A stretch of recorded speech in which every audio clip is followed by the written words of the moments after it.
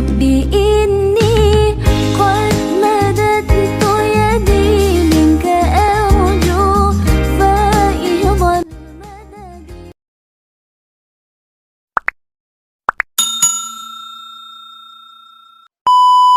Bismillahirrahmanirrahim. Bismillahirrahmanirrahim. Assalamualaikum warahmatullahi wabarakatuh. Alhamdulillah rabbil alamin. Wassalatu wassalamu ala sayyidil anbiya'i wal mursalin sayyidina wa maulana Muhammadin Abil Qasim al-Amin wa ala alihi wa sahbihi ajma'in. Subhanaka la ilma lana illa ma 'allamtana innaka antal alimul hakim. Rabbi shrah li sadri wa yassir li amri wahlul 'uqdatam min lisani yafqahu qawli. Amma ba'du, syukur senantiasa kita panjatkan kehadirat Allah Subhanahu wa taala atas limpahan nikmatnya kepada kita semua, sehingga di bulan yang penuh barokah ini, di bulan yang penuh kemuliaan ini, kita masih bisa bernafas, berkesempatan bersama-sama melaksanakan ibadah puasa di bulan yang penuh barokah ini, yaitu di bulan suci Ramadan. Shalawat serta salam semoga selalu tercurahkan kepada baginda dari kita Nabi besar Muhammad Sallallahu Alaihi Wasallam yang telah berjuang demi kita umatnya dari nol sampai sekarang ini, berjuang mempertaruhkan nyawa, membela agama Islam, mendakwahkan agama Islam, dan demi menyelamatkan kita umatnya dari siksa api neraka.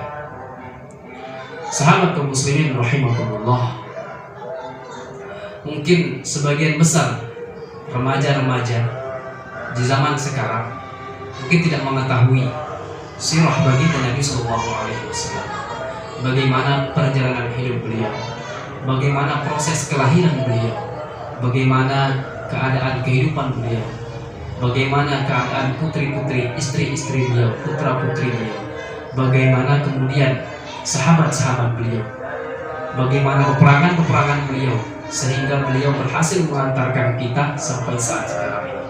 Mungkin itu semua tidak diketahui oleh remaja-remaja zaman sekarang. Melalui kesempatan ini, insya Allah dalam beberapa pertemuan ke depan, kita akan membahas secara singkat, secara ringkas sirah baginda Nabi Sallallahu Alaihi Wasallam yang mudah-mudahan bermanfaat bagi kita semua, tidak hanya generasi yang sekarang, juga generasi yang akan datang. Sahabat kaum muslimin rahimakumullah, Rasulullah Sallallahu Alaihi Wasallam adalah seorang nabi yang diutus oleh Allah Subhanahu Wa Taala dari kalangan bangsa Arab. Beliau adalah satu-satunya nabi yang diutus oleh Allah Subhanahu Wa Taala yang berasal dari bangsa Arab. Beliau merupakan keturunan dari Nabi Ismail bin Ibrahim alaihi wassalam. Rasulullah Sallallahu Alaihi Wasallam, nama lengkap beliau adalah Muhammad bin Abdullah bin Abdul Muttalib bin Hashim bin Abdul Manaf bin Qusay bin Kilab bin Murrah bin Ka'ab bin Lu'ay bin Ghalib bin Fihr. Fihr ini yang lebih kita kenal nanti kemudian dengan nama Quraisy. Ya, nanti dialah yang akan menjadi cikal bakal nama-nama kabilah yang ada di kota Makkah. Sahabat kaum muslimin rahimakumullah, Rasulullah Sallallahu Alaihi Wasallam berasal dari keluarga Hashimiyah, atau keluarga beliau dikenal dengan keluarga Hashimiyah. Ini dinisbatkan dari nama kakek beliau, yaitu Hashim. Hashim sendiri adalah anak dari Abdul Manaf, yang mana Abdul Manaf ini mempunyai 4 orang anak. Salah satunya adalah Hashim. Abdul Manaf memiliki 4 orang putra. Di antaranya adalah Al-Muttalib, kemudian Hashim, kemudian Abdul Syams, dan juga Naufal. Hashim ini merupakan putra dari Abdul Manaf yang merupakan nanti adalah lahirnya Rasulullah Sallallahu Alaihi Wasallam. Dari Hashimlah Rasulullah Sallallahu Alaihi Wasallam akan dilahirkan dari ayahnya Abdullah. Hashim ini merupakan orang yang sangat terpandang di kota Makkah. Hashim merupakan orang yang diserahi tanggung jawab untuk mengurusi makan dan minuman penduduk Makkah, terutama penduduk Makkah ataupun orang-orang yang menunaikan ibadah haji ke kota Makkah. Hashim diberikan beban tugas untuk memberikan makan minum kepada orang-orang yang menunaikan ibadah haji. Hashim merupakan tokoh yang sangat disegani oleh penduduk Makkah. Beliau merupakan orang yang terhormat, orang yang kaya raya, orang yang terpandang, orang yang berfirman. Hashim sebenarnya merupakan bukan nama aslinya. Nama asli beliau adalah Amru. Kenapa beliau diberi nama Hashim? Hashim ini kenapa diberikan nama Hashim? Jadi setiap orang yang menunaikan ibadah haji ke kota Mekah itu selalu disuguhkan roti dan kuah oleh Hashim. Tetapi rotinya tidak roti sembarangan. Roti itu diremukkan oleh Hashim, kemudian dicampur dengan kuah. Maka dia ini diberikan nama Hashim, diberi julukan Hashim, yang kemudian lebih dikenal dengan nama Hashim. Hashim itu artinya orang yang suka meremukkan. Jadi Hashim setiap kali melihat orang yang datang menunaikan ibadah haji, maka setiap kali itu dia langsung meremukkan roti, kemudian mencampurkannya dengan kuah untuk dibagikan kepada penduduk yang melaksanakan ibadah haji. Dalam kehidupan Hashim, suatu ketika Hashim pergi ke Syam untuk melakukan rihlah, atau perjalanan untuk berdagang menuju Syam. Kemudian sebelum tiba di Syam, Hashim kemudian singgah di Madinah. Kemudian di sana dia menikah dengan seorang perempuan dari kota Madinah yang bernama Salma binti Amr. Kemudian dari Salma binti Amr inilah yang nanti akan lahir kakek Rasulullah SAW yang tidak lain dan tidak bukan adalah Abdul Muthalib.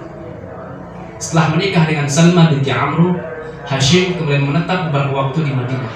Kemudian setelah itu dia kembali melanjutkan perjalanannya menuju Syam. Namun tidak diikuti oleh Salma karena Salma dalam keadaan mengandung anaknya itu Abdul Muthalib. Sebelum tiba di Syam, sayangnya Hashim terlebih dahulu meninggal dunia di Palestina sebelum sampai di Syam. Sebelum sempat beliau sampai di Syam, beliau kemudian meninggal dunia di Palestina. Sementara di Madinah, Salma binti Amr kemudian melahirkan putranya yaitu Abdul Muthalib yang saat itu diberi nama Syaibah. Ini adalah nama asli dari kakek Rasulullah SAW, Abdul Muthalib. Nama asli beliau adalah Syaibah.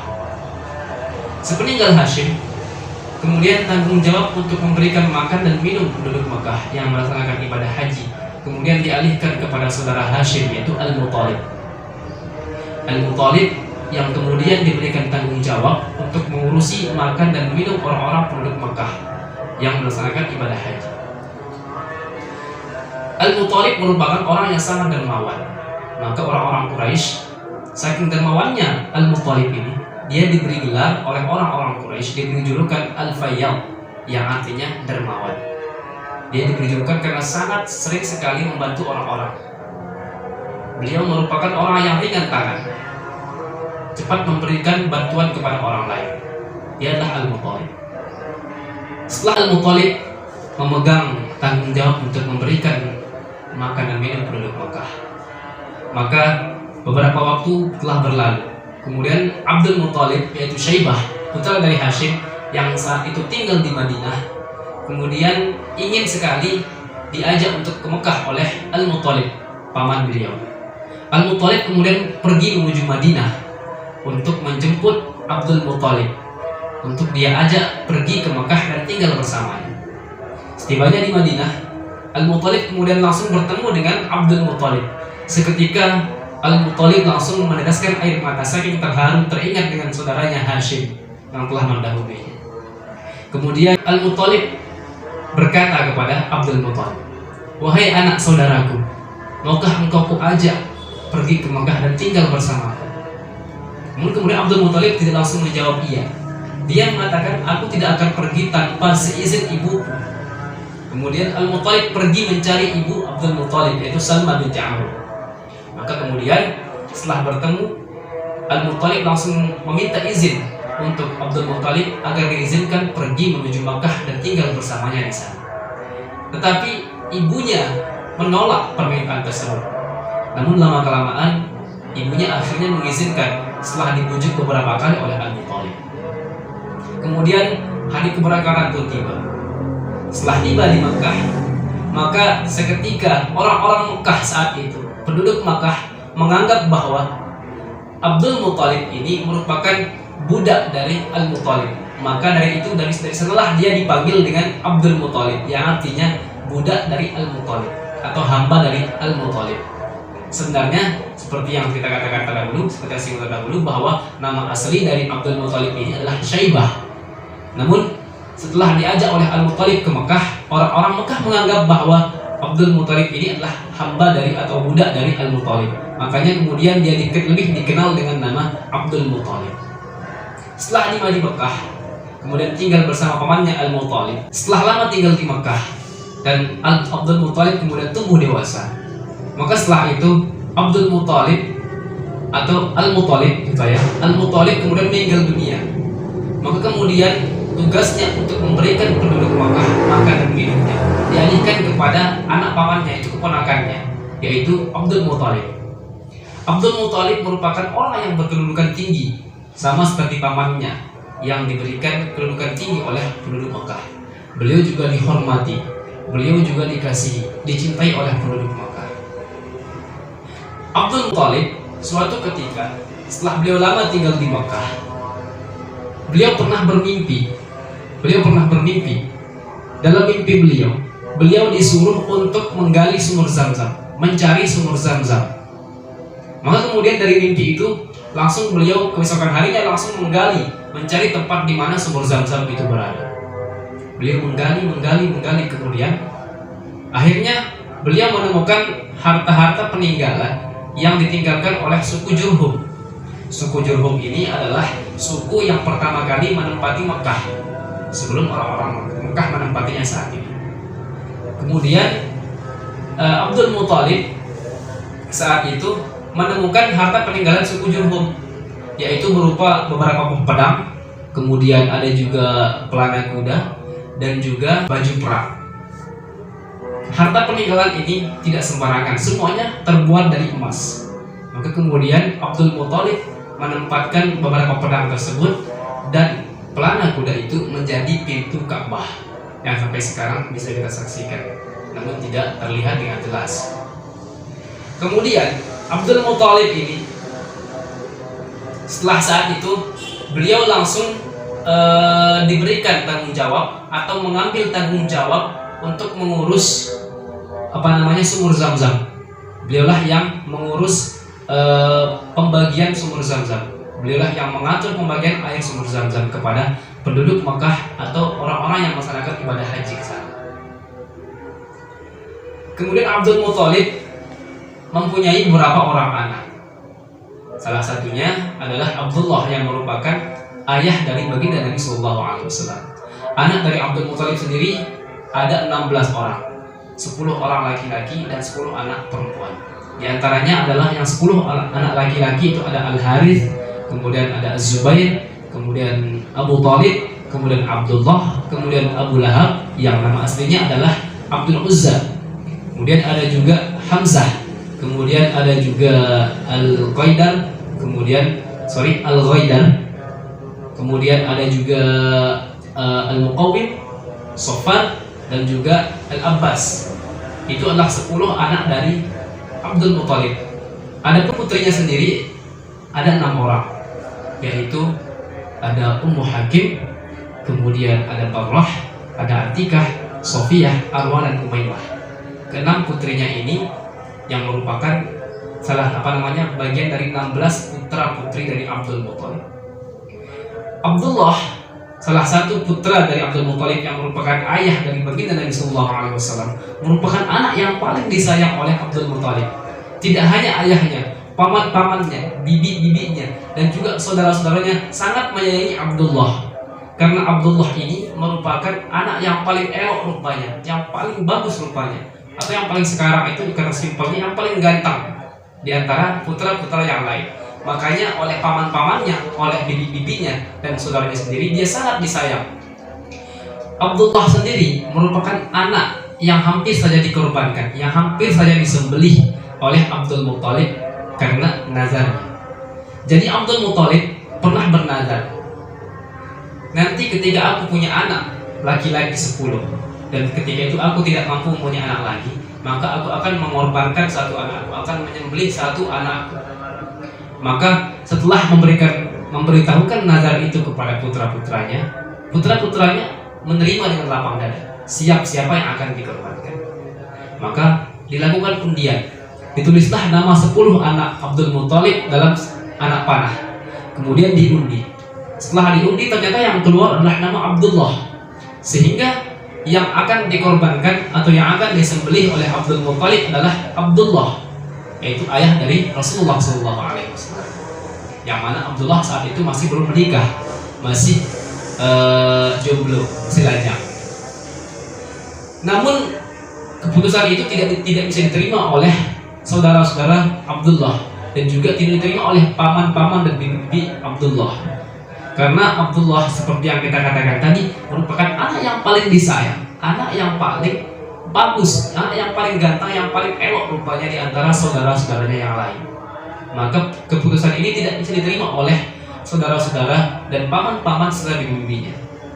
Maka kemudian Abdul Muthalib bingung, apa yang harus saya lakukan? Sementara ini adalah nazar saya, sementara ini adalah janjiku kepada Tuhan, kata Abdul Muthalib.